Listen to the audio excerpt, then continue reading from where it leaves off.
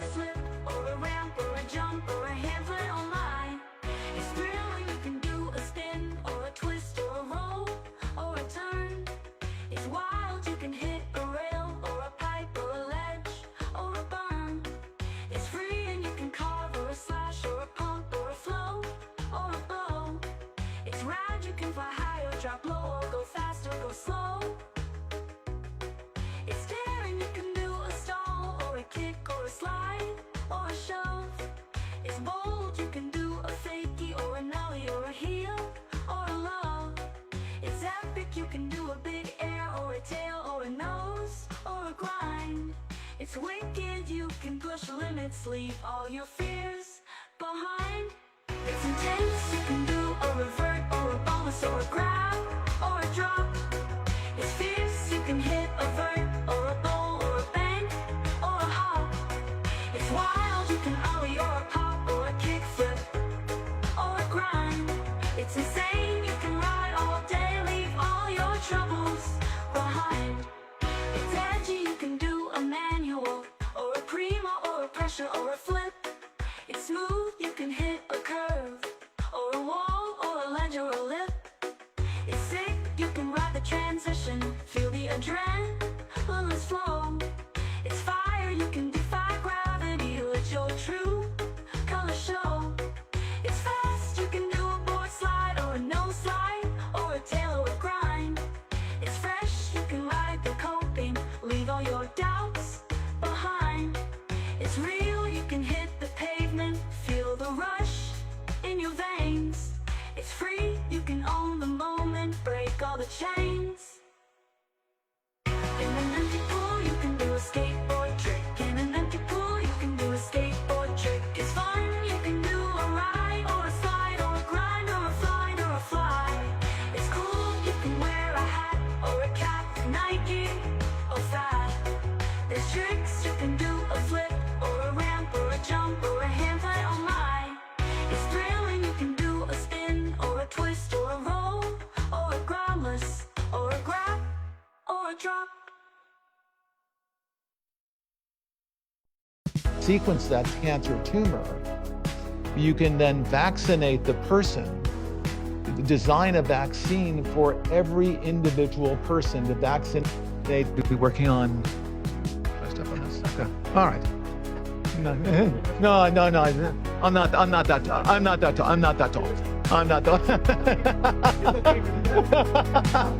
Thank you, Mr. President. One of the most exciting things we're working on, again, using the tools that Sam and Masa are providing, is a cancer vaccine. It's very interesting. Turns out, I'll be quick, all of our cancers, cancer tumors, little fragments of those tumors float around in your blood. So you can do early cancer detection. If you can do you can do early cancer detection with a blood test. And using AI to look at the blood test, you can find the cancers that are actually seriously threatening the person. So we can, again, cancer diagnosis using AI has the promise of just being a simple blood test. Then beyond that, once we gene sequence that cancer tumor, you can then vaccinate the person, design a vaccine for every individual person, vaccinate them against that cancer. And you can make that vaccine, that mRNA vaccine, you can make that robotically, again using AI, in about 48 hours. So imagine early cancer detection, the development of a cancer vaccine for your particular cancer aimed at you, and have that vaccine available in 48 hours. This is the promise of AI and the promise of the future. Thank you, Mr. President. We certainly couldn't do this without you. It would simply be impossible. AI holds incredible promise for all of us, for every American. We've actually been working with OpenAI for a while and with Masa for a while.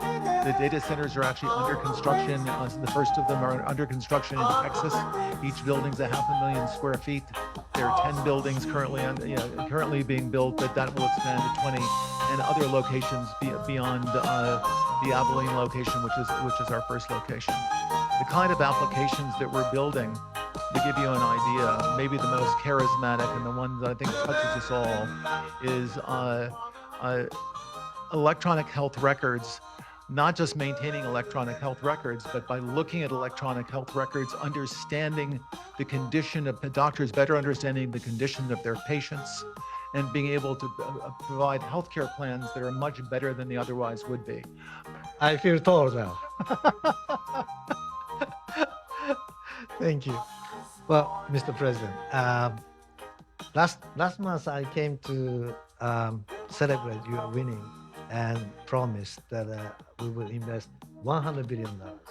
And you told me, oh, Masa, go for 200. Yeah. Now I came back with 500. Because this is the, as you said yesterday, this is the beginning of golden age of America. This is one great example, I think. World-leading technology giants are announcing the formation of Stargate.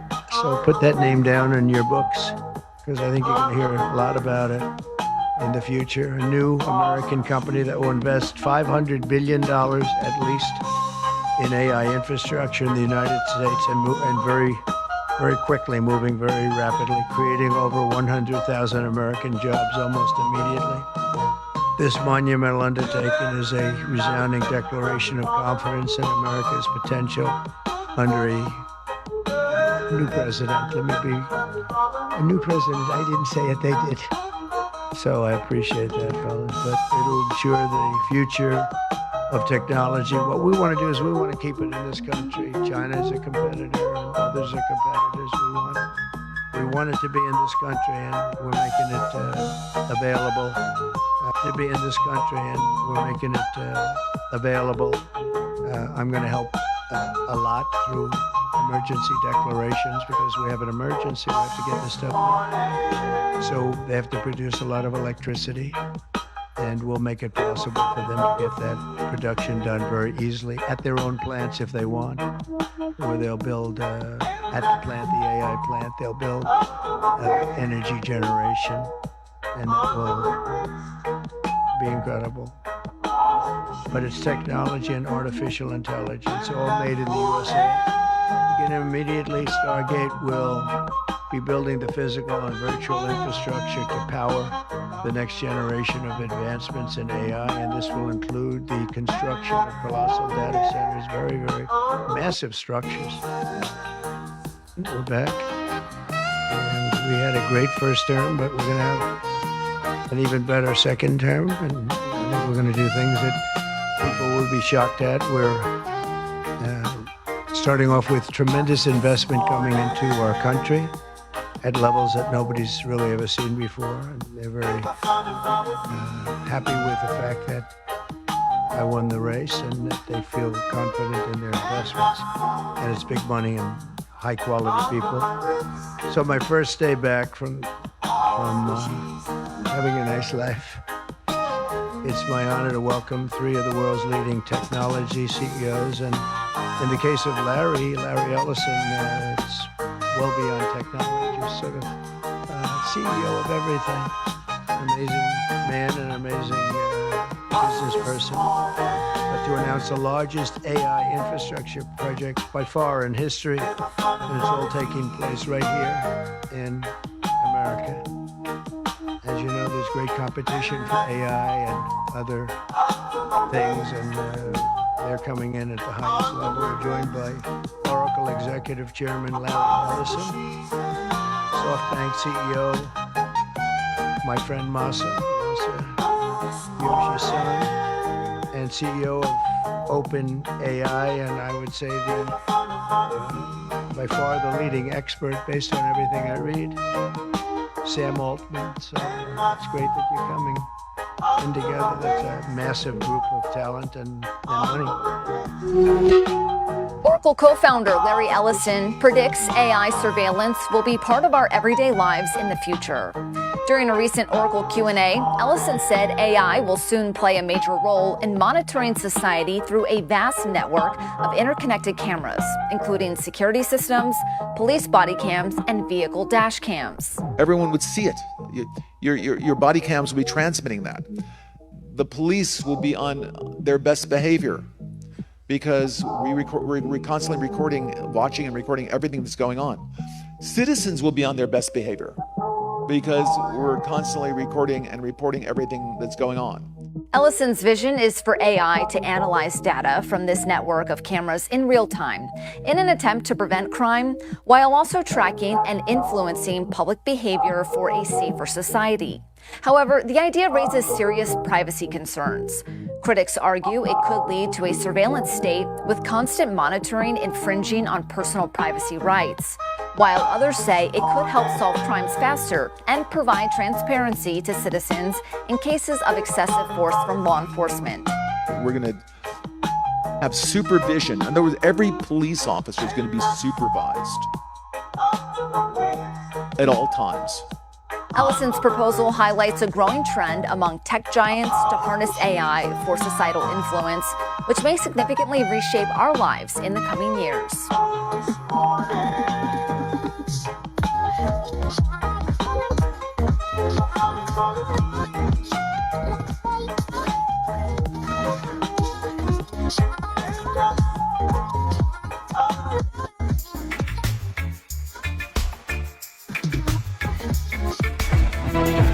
Please welcome Larry Ellison and Sir John Bell to the stage.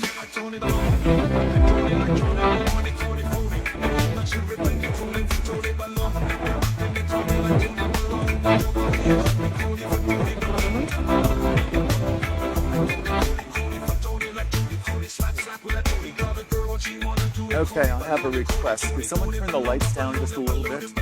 So I can see. There are people there, okay? Hi, John. Larry, great to see you. Thanks for flying. This should be fun. No, this should be great, Doctor. You had to fly further than I did. That's right.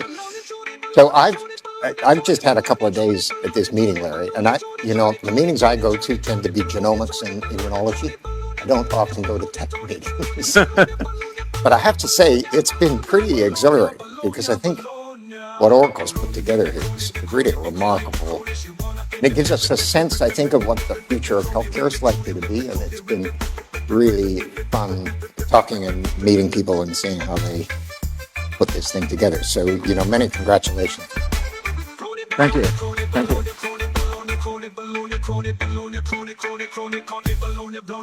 So one.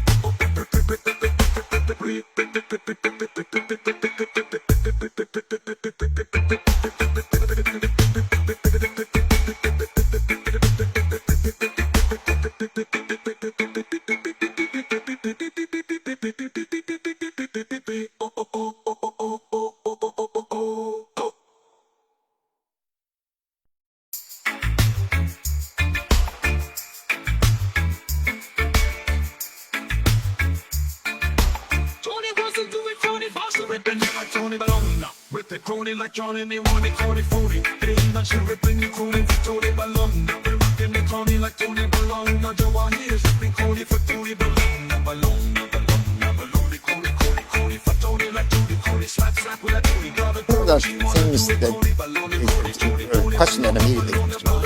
You know, you built over many years what is the leading,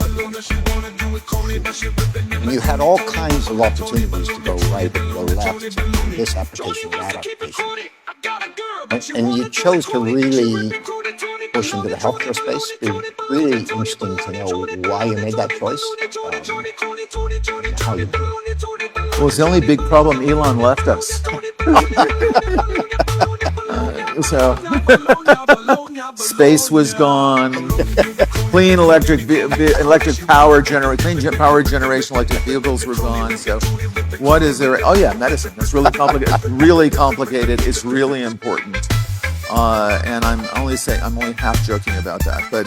But in terms of picking and buying Cerner, one of the things that we looked at was, as Oracle grows up, as Oracle matures as a company, just running the engineering teams at Oracle, which I've done since the beginning. The difference between projects that are mission-based and projects that are, if you will, economic competition-based. We want to beat the competition versus, in fact, we wish there was more competition. We wish there were better systems out there. Medicine was not as far as advanced as, let's say, the credit card business. There's a global database for credit with everyone's credit card and credit information that allows you to have credit cards, and I can fly to wherever, Saudi Arabia, London, Moscow, Beijing, and walk into a store and hand down a little rectangular piece of plastic, and they can check in a couple of seconds whether I'm creditworthy or not, and whether I can get that, because there's a global database. However, if I'm in London and, the terrible thing, you guys are driving the wrong side of the street, so I step off the curb, I look in the wrong direction, this is really bad, I get hit by, let's hope a very small, like a smart car. I don't want to get hit by one of those double-decker buses, because then you don't need my medical records at all. But I get hit by a smart car, I'm injured, you take me to the hospital, and of course you want to know, what is my blood type, what am I allergic to, what medications am I on? Well, you know nothing about me. Well, that's not really fair. You know that I can pay the bill. You can look at my credit card and immediately determine that I can afford care.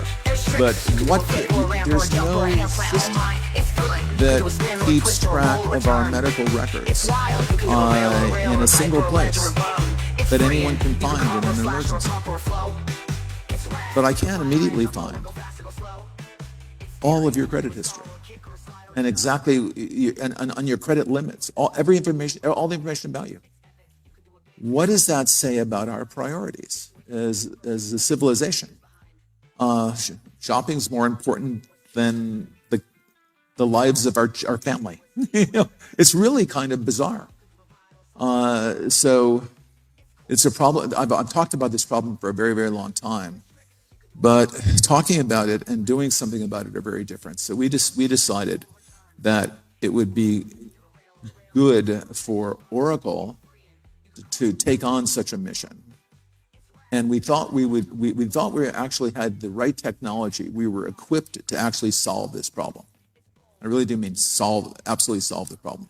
Clearly the problem I just mentioned, where if you are in a case of an emergency, all of your medical records are immediately available. We know we can solve that problem. So if we can, we must. So that's why we did it. Also, it was one of those, like cars with Elon. He can do something that's very valuable for the environment, something everyone thinks is an important mission, clean energy, clean automobiles, but he can do well while doing good. There's also an economic incentive in it for Tesla and his people who are working on the problem. So Oracle got a mission. Oracle got a chance to deploy the most advanced technology in pursuit of solving a bunch of medical and healthcare problems, healthcare systems problems. And there was the emotional reward of making the world a better place. But also, all the people that are working on this are going to be handsomely rewarded should we be as successful as I think we will be. But I think that's a key issue, and that is when people get up in the morning, they like to come and address a mission that makes a difference. And, they like to make a decent living, but they also like to have a commitment to something that will help humanity. Absolutely. I mean, we're all looking for a purpose, right? Exactly. At a certain stage in our careers, we're all looking for a purpose, including individuals and companies. Yeah. And this has given Oracle a mission and given me and others at Oracle a purpose. And I think there is nothing more important than that. Freud said there are two things important in life: love and work, not necessarily in that order. So you and I were chatting a few weeks ago when you were at Oxford. You said to me, you said, JB, we've got to be a bit careful because Elon's already done electrons. And he's done space and he's done satellites. Yeah, we can't do that. You better get going, maybe, because there's going to be nothing left. Yeah. So I said to you, well, how about curing cancer? How will that go? It's a big one. That's a big one. He's not working on that. No, that's right, exactly. But it sounds, okay, so it sounds crazy, curing cancer. You say the statement, because we've been trying for a while. That's true, we have been trying for a while. But the state of technology today gives us the third generation gene sequencers, mRNA technology, the diagnostics, looking at DNA fragments, tumor DNA fragments in the blood for early diagnosis of cancer, being able to use the immunotherapy seems to be the holy grail, if you will, in dealing with cancer. We just have to flip the immune system on and target it towards those tumors. And we think all those technologies are now available. So the timing is really good for pursuing that with a reasonable chance of being successful. Yeah, and I think to get back to your original point, we've been building large data sets of one sort or another, but hooking them up around individual patient issues and understanding in more detail why this person got colorectal cancer and that person got prostate cancer, and understanding the elements that have come together to do that. You'll only achieve that if you can get substantial data in the right databases, use AI to interrogate that. So I think it's interesting because the answers may already be there. We just haven't winkled them out. Well, I think the answers are there, especially now with the new gene sequencers. Yeah, exactly. Because we think we've been sequencing genomes for a long time, but what do we mean exactly by sequencing genomes? We mean getting the base pair sequences, but there's a lot more in the genome than a bunch of base pairs in a row. The methylation of the DNA molecule has a lot of the control sequences of the DNA molecule, and the epigenetic changes, the changes over a lifetime of that methylation, is really the story of our lives and how it changes. And we've really never measured that. We've never gathered that data. And now we have the tools with the modern third generation gene sequencers. We can gather that data. We have the omics data is much more comprehensive than we've taken advantage of because our sensors were too primitive. The gene sequencers were too primitive.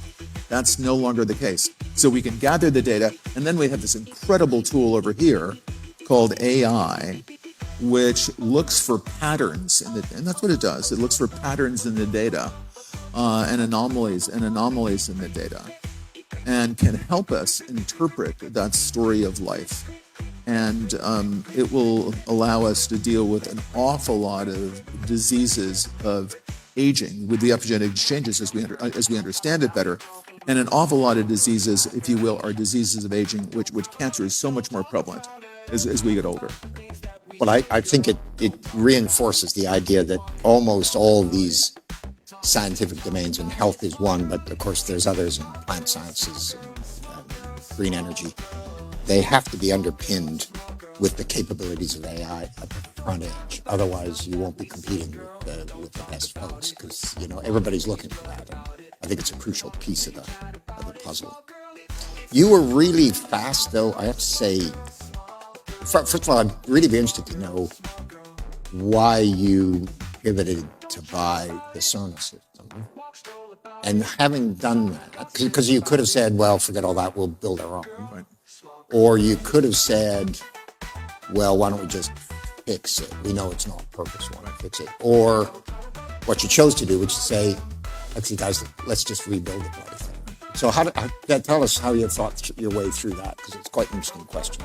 Well, I think it was a sense of urgency that having a lot of customers in place already gave us a huge advantage. Cerner is deployed in most of the hospitals in the UK.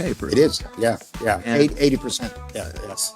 So we have the ability now. But Cerner itself automated a hospital, or at most maybe a small group of hospitals, and that's not what we wanted to do. We wanted to put all of the data in all the patient data.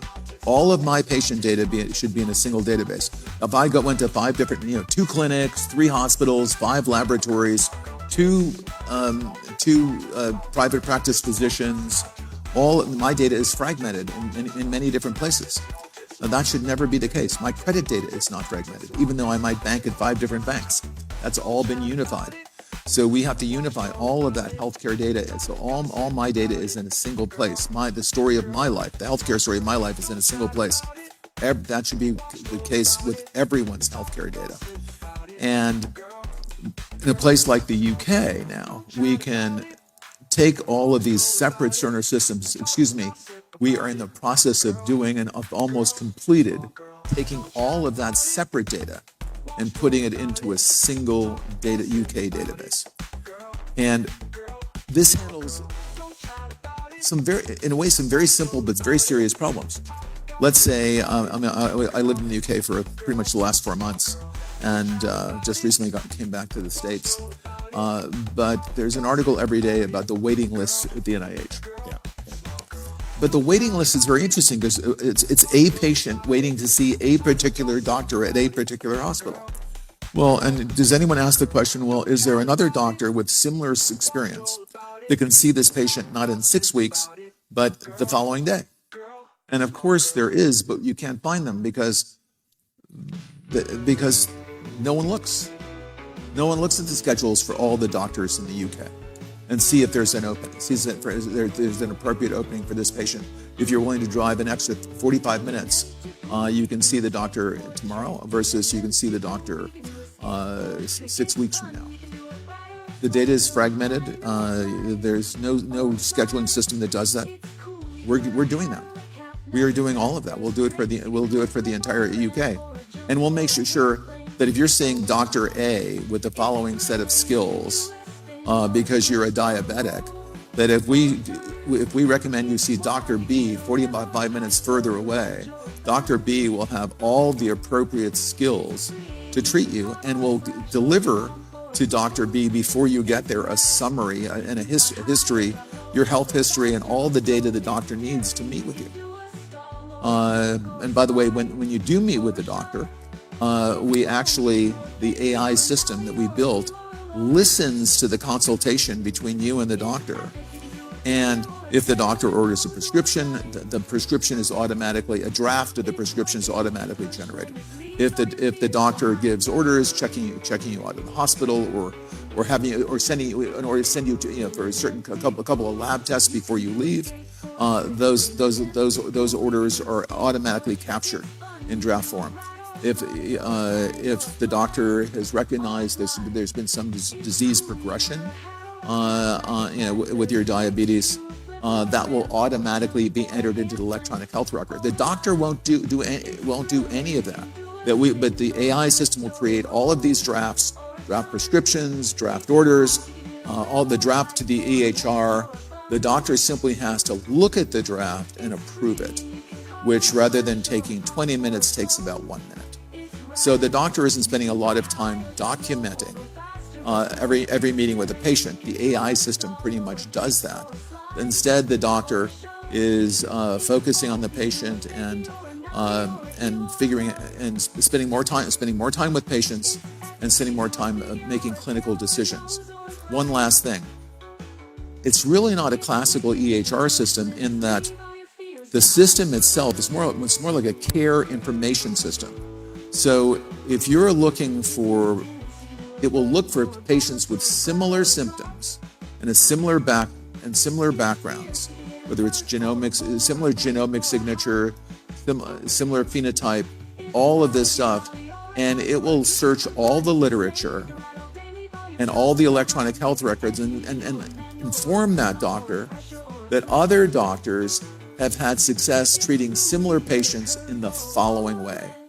So it's very close to giving care advice, which we don't do, but it will provide information to doctors, where information from other doctors and recent clinical trials and recent articles in the New England Journal of Medicine and Lancet of what seems to be a very successful set of therapeutics for people in similar circumstances, and it will provide that information to the doctor. So, if you're in a community hospital in an Indian reservation in Wind River, Wyoming, I think, Wind River, Wyoming, you will get the same information and have the same information at your fingertips as a doc at Mayo Clinic. So it gives doctors much better information, and they can drill down. They can see this was the success. They can see that there was a supporting article in the New England Journal, a Pfizer article that came out, or a Novo Nordisk article about Ozempic, about what you're prescribing. It will provide all that foundational information that underlies, if you will, the therapeutics that seem to be successful under these circumstances. All of that's immediately available to the doctor. So instead of the EHR system being a documentation system that creates a burden on the doctor to actually type in the EHR changes, instead it's helping you make clinical decisions with the latest information. So the doctors are more informed, are making better decisions, and patients are getting better outcomes. And the documentation burden is completely eliminated. The interface, and I'll stop with this one, the interface to the system is not typing away and having menus. If you want to pull up someone's x-rays, you say the following: show me Larry Ellison's most recent x-rays. Actually, you say Oracle, show me Larry Ellison's most recent x-rays. But you speak to the system. You speak to it. When you show up at the system looks at you. You don't log in. The system looks at you and says, "Hello, Dr. Bell. What can I do for you today?" It recognizes you. The authentication is biometric. We're getting rid of all passwords. By sometime next year, you will not be able to use a password to log into any Oracle system, because they're too easily stolen. They're not secure. Instead, we'll have biometric authentication that just recognizes you and logs you in based on that. All much easier to do and much safer. Yeah, for somebody who spends half his life looking for my last password, that would be a very welcome addition. We all hate passwords. That's right. They're inconvenient to use, and they're less secure. The more complicated the password, the less secure the password is, because the more complicated it gets, everyone writes it down. Exactly. No, it's definitely taken civilization backwards. There's no doubt about that. So I think there's an interesting, almost a semantic issue, because we've had EHRs, we call them EHRs, and they were and have historically been a place where you log the data. There's a bit of billing stuff on the side, but basically it's just a repository of data. But what you are trying to build isn't really an EHR. It's a kind of intelligent brain for a healthcare system that is helping to orchestrate, helping the people in the system to make the best possible decisions, and soaking up data, which isn't just the pure stuff that happens in the clinic. It's all the other stuff. It's a clinical information and care management system, Yeah. is what it is. And by the way, integrated right into this system is a clinical trial system. So if a hospital, one of the UK hospitals wants to run a clinical trial, the typical thing was, and I know because the two leaders in clinical trial software are Metadata and Oracle. So we made this clinical trial software. And there shouldn't be a separate market for clinical trial software. The clinical trials are run primarily in hospitals, and primarily research university hospitals, which is actually a problem, because we don't get a very diverse demographic from that. It's usually university hospitals in the Western world, North America, Western Europe, and that. Now, because the clinical trial system, trying new drugs, is really just trying out new drugs. We know what it is. It's trying out new drugs on some number of patients and seeing if the drug is A, safe, and B, works. And we can do that through a traditional, double-blind, placebo-based test or a more advanced challenge trial. All of that stuff is built into the new Oracle Health system. And hospitals, we can start clinical trials in 48 hours. Usually it's 6 months, 4 to 6 months to start a clinical trial.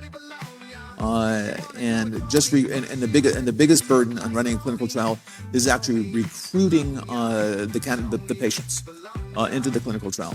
Now that we have all the patient data in a unified database, not only can we recruit the patients much faster, we're recruiting the right patients. We look at the patients that would most benefit from the new drug, and the patients that will, and a cross-section of different kinds of patients that will tell us the most as a result of the trial. We'll get the most information as a result of the trial. It will thoroughly test safety and thoroughly test efficacy. And we can do that with a flip of a switch. Oracle ran all the clinical trials pretty much, and did all the recruiting for the clinical trials for COVID-19.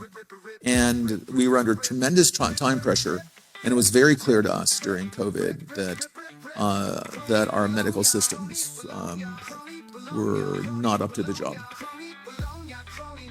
So the other crucial bit of the clinical trial piece, though, is the ability to have trials that never end, which I think is a really crucial piece, because we put people on a trial, you wait 3 years to get a result, send the results usually in the back of a lorry to the FDA. Yeah, oh my God, yeah. The result, when you finish a clinical trial, they want you to print out the data and then send it to the FDA or the MHRA. And I just couldn't, you want us to do what? It's all in a database right now. All the data, and you can, and we have all the analytics attached to the database, and you can now do any statistical analysis you want for toxicity and efficacy and all this other stuff. So no, print it out. You must be kidding, but they're not kidding. So the new system, and this is what you and I have been referring to as Musk's Law. When we tackle the medical problem, where does the medical problem begin and the medical problem end? So Cerner really automated hospitals. The other big company, healthcare company in the United States, Epic, automates hospitals. Well, unfortunately, that's not the whole medical world. There are all the pharmaceutical companies, all the medical device companies that are both highly regulated. There are the government regulators. There are international regulators. So there's the FDA. There's World Health Organization, and there are all the payers. And you have before you can prescribe something, you have to make sure you're going to be reimbursed. So you got to get it pre-approved. We need to automate all of that. So back to this with the FDA. If we're doing a clinical trial, we need to ship to the FDA not a truckload of paper, but instead just a logon ID where they can look at all of the data. And with all of the data, we have the basic set of statistics for efficacy and safety, but also give them a workbench where they can run any statistical packages they want to delve more deeply into the results. And they can analyze it any way they want to, but they can do that very, very quickly. They can, whenever they have people available, it's a matter of days, a few weeks for them to thoroughly analyze whether this drug is safe and whether this drug works, as opposed to months or years. Clinical trials are sometimes measured in billions of dollars a year. This makes no sense whatsoever. It's why so many pharma companies have so few new therapeutics. It's a big problem. every diagnostic device should automatically put the results of the results, whether it's a simple blood test or it's a CT scan or an MRI scan or whatever it is, those results should go directly into the EHR, where the doctor can see it immediately, or whoever, where the patient can see it immediately. Another thing is you've got to connect the patients to their caregivers. So there's got to be a patient portal where the patient can look at their latest. Let's say you just one of your kids wasn't feeling well, you take them in, and they use the bioMnra Spotfire, they run a respiratory panel on 25 common respiratory pathogens, the influenza A, influenza B, COVID, rhinovirus, blah, blah, all of them. And you get a result. And my wife takes one of our kids in, and she should get that result on her smartphone as soon as it comes off the Spotfire. That's the way it should work. She and the doctor immediately finds out, okay, Eli doesn't have any of these. Okay, he's good. We don't know what it is, but it's nothing. It's none of these serious pathogens that we need to worry about. That's the way it should work. So it's payers. It's all the public health officials need to look at the aggregate data of all the patients and all the doctors. Remember during COVID, we sent a ship to New York City because we thought we were running out of hospital beds in New York City. So we sent this big Navy ship to New York City because we thought we were running out of hospital. We weren't. But nobody knew. Nobody had the slightest idea. We were very involved again in the clinical trials for COVID, and actually once the vaccine was developed, and actually scheduling the delivery of the vaccine to many different places where people would be vaccinated, keeping track, and then on a voluntary opt-in basis, we would keep track of all the patients who were vaccinated, including whether they had any side effects like just injection site swelling or low-grade fever, or in some cases something very serious like blood clots. And we track that with an application we built called vSafe. But there were no, and that was a population level system. There were no population level systems. All of the population data was 6 to 9 months out of date. We had no idea how many hospital beds we had available. We had no idea how many people had contracted COVID-19 over the last few days. We had no idea how many people had been intubated, how many respirators we had available. We knew nothing. We were flying blind the whole time. Now, I think one of the things that emerged from that, and also from the ability to go back and tap real-time healthcare data, is that the balance in trials between what you have to do upfront before an approval and what information you gain after an approval in a real-world setting, that balance, I think, may be fundamentally changed. Well, there's a lot of crazy things in the world, but one of my things I like to put on the list is completely crazy. So for COVID-19, we tested 5,000 patients. For the Pfizer vaccine, cohort of about 5,000 patients. Is it safe? Does it work?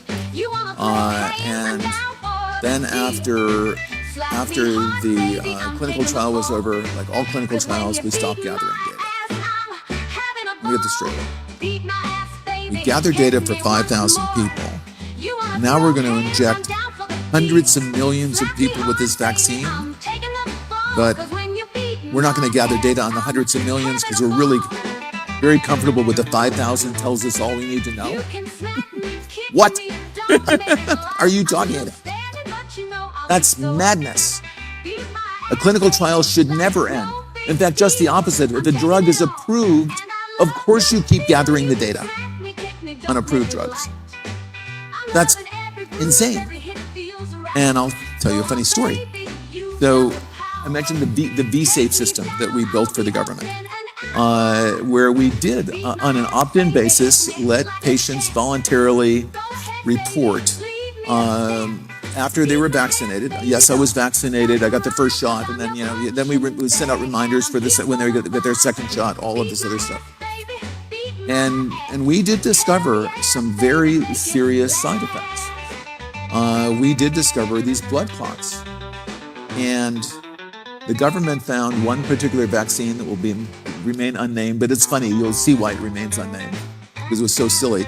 One particular vaccine that women were getting blood clots, about 1 in 800,000 were getting blood clots, so they wanted to pull the vaccine off the market. And we went into our system and said, I don't think it's a really good idea because the best vaccine, the women are getting blood clots in 1 out of 900,000 rather than 1 out of 800,000. And this is completely crazy. And by the way, they don't get the blood clots if they take an aspirin. And we had all of that data. They were going to pull vaccine of all the patients who were vaccinated, including whether they had any. This makes no sense whatsoever. It's why so many pharma companies have so few new therapeutics. It's a big problem. Every diagnostic device should automatically put the results of the results, whether it's a simple blood test or it's a CT scan or an MRI scan or whatever it is, those results should go directly into your EHR, where the doctor can see it immediately, or whoever, where the patient can see it immediately. Another thing is you've got to connect the patients to their caregivers. So there's got to be a patient portal where the patient can look at their latest. Let's say you just one of your kids wasn't feeling well. You take them in. They use the bioMérieux Spotfire. They run a respiratory panel on 25 common respiratory pathogens. The influenza A, influenza B, COVID, rhinovirus, blah blah, all of them, and you get a result. And my wife takes one of our kids in, and she should get that result on her smartphone as soon as it comes off the Spotfire. That's the way it should work. She and the doctor immediately finds out, okay, Eli doesn't have any of these. Okay, he's good. We don't know what it is, but it's nothing. It's none of these serious pathogens that we need to worry about. That's the way it should work. So it's payers. It's all the public health officials need to look at the aggregate data of all the patients and all the doctors. Remember during COVID, we sent a ship to New York City because we thought we were running out of hospital beds in New York City. So we sent this big Navy ship to New York City because we thought we were running out of hospital. We weren't. But nobody knew. Nobody had the slightest idea.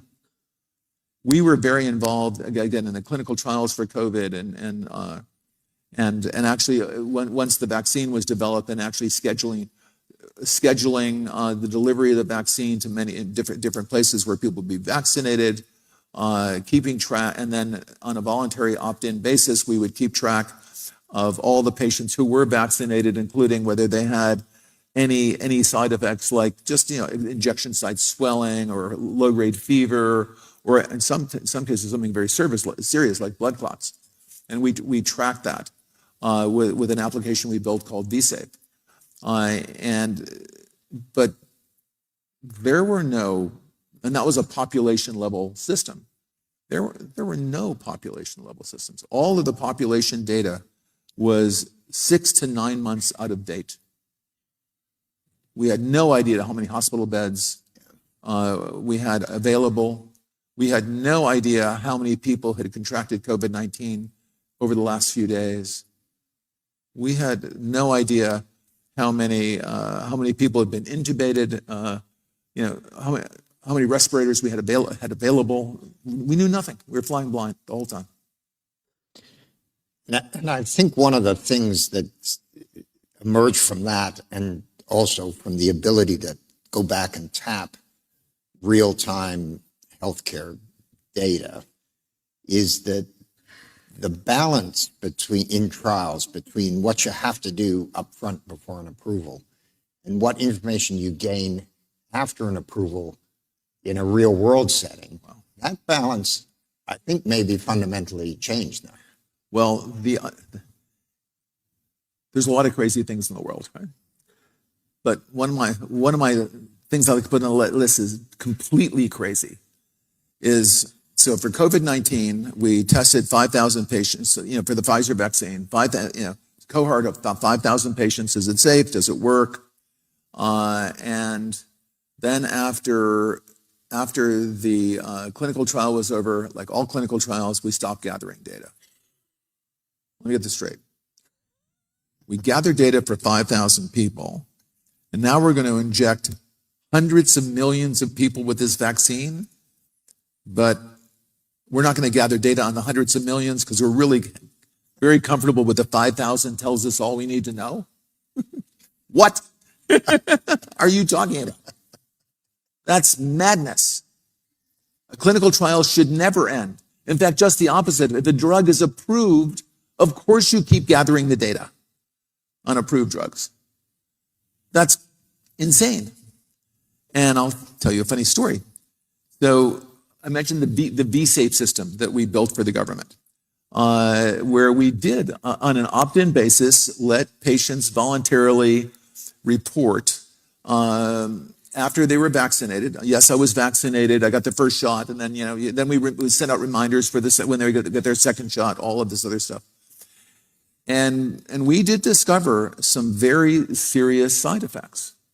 We did discover these blood clots, and the government found one particular vaccine that will remain unnamed. But it's funny; you'll see why it remains unnamed because it was so silly. One particular vaccine that women were getting blood clots, about 1 in 800,000, were getting blood clots, so they wanted to pull the vaccine off the market. And we went into our system and said, I don't think that's a really good idea because the best vaccine, the women are getting blood clots in 1 out of 900,000 rather than 1 out of 800,000. And this is completely crazy. And by the way, they don't get the blood clots if they take an aspirin. And we had all of that data. They were going to pull vaccine off. They were really going to pull the vaccine off the market. This is called real-world data. It's not a clinical trial, but it's data we got because we didn't stop gathering data when the clinical trial ended. Now I'll tell you another funny story on the same thing. The clinical trial was run. I think what was the age limit? Was it 12 years old or 14 years old? I can't remember what the age cutoff was. You had to be over, I'm going to make up the number. I think it's 14. I'm close, I'm fairly close. And pregnant women were not allowed to get the vaccine. They were not included in the clinical trial. They considered that too dangerous to include pregnant women in the clinical trial. But we included a lot of pregnant women in the clinical trial because it turns out not all pregnant women know they're pregnant. Imagine that. And so a bunch of pregnant women got the vaccine and had no adverse effects. We couldn't distinguish between someone who's pregnant and someone who's not pregnant. And we were of the opinion there are so many young women in the front lines of healthcare and treating COVID-19 patients that was a very bad decision not to allow them to get vaccinated if they wanted to get vaccinated. Because clearly it was safe. And there was this pretty big fight about, no, if you want to have pregnant women get the vaccine, you're going to have to run a clinical trial with a double-blind, placebo-based, blah-blah clinical trial. And so we've already run a challenge study. We've already got million, run a clinical trial on 1,000 people rather than how about 100 million people where we have the data.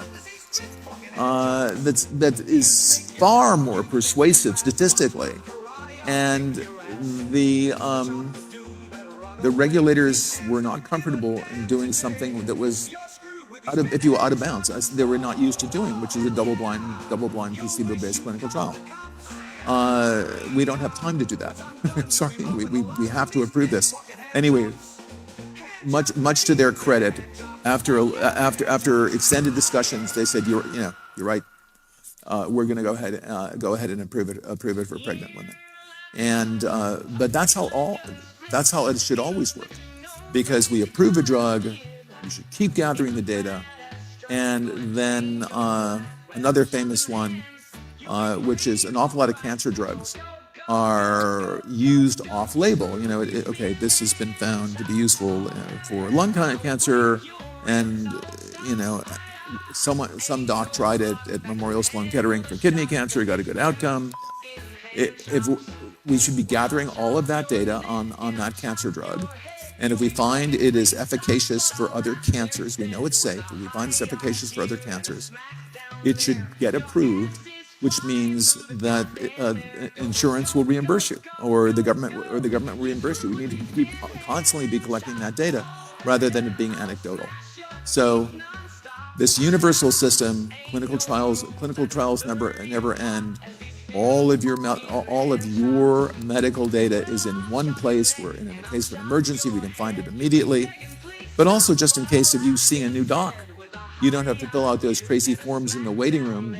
You just say who you are, and they have all that data about you. And the doc you visit for the first time has all that data about you, and makes much better, much more informed decisions when they make recommendations as far as whatever treatment you may get. Yeah, it's a huge opportunity, and it actually turns out to be a huge opportunity for regulators as well, because if they think about it, they might well say access for patients to new drugs is important, so we want to make it, first of all, we want to make sure they're safe. But often you don't get safety data until many years after you license the drug. So why don't we migrate the approval a bit earlier, and then use real-world evidence to actually demonstrate safety over the next decade or whatever. I mean, that's probably the best way for them to do it. And I think they're beginning to think about that. Regulators are by definition pretty conservative, but I think they are now starting to think about how they make that work. Absolutely. And the thing that you've been talking to me about and promoting really has been your vision on preventative medicine. We'll just take the UK as an interesting example, because there you have it's a single payer system, and the best way to get better out is to just have earlier detection. But earlier detection with earlier therapies. Just early detection by itself is nothing. Okay, you have diabetes. What should I do about it? I have no idea. I tell you, that's not helpful. It's actually not uncommon. Detection without available therapy.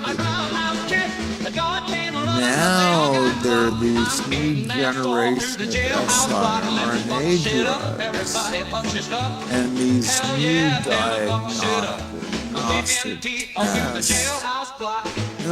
How do you know you have high blood pressure? Well, that's easy. You go in and they put a blood pressure cuff on you, and your blood pressure is too high. Okay. Well, yeah, we've been doing that for, I don't know, a couple hundred years.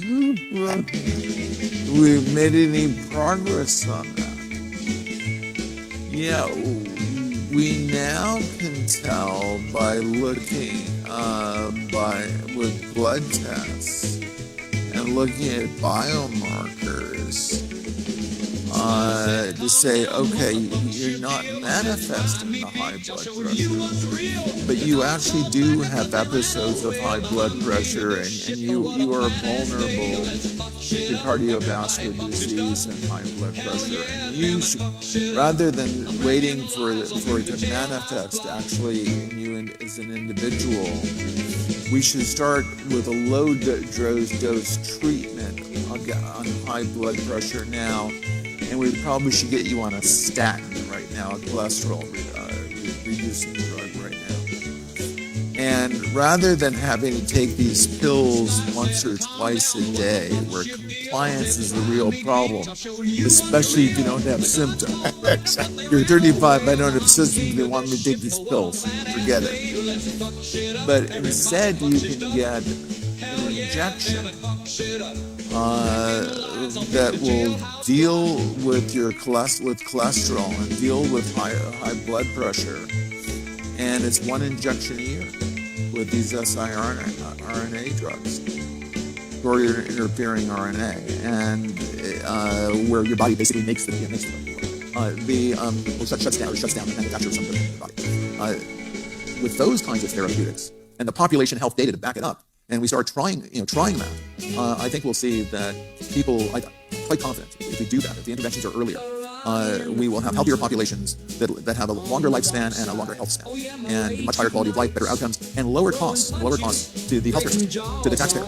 So everyone benefits from this. I think that is the future of population health. And I think you're right there. I think there is going to be a significant shift in the... Oh, well, right, you told me. That is a good tutorial. I listen. But I think the opportunity is huge in space. And as you say, we've got these new therapeutics, including the GLPs, so that's, and the siRNAs. But we've also got... You laughed too loud, thought you owned the bar. Now your face is slammed on the hood of my car. You said, hey man, can't we just be cool? But karate don't care, and I sure ain't no fool. On the dark side of my spinning wheel, I break bones and don't even feel. You're gonna cry, but I don't give a shh. On the dark side of my roundhouse kick.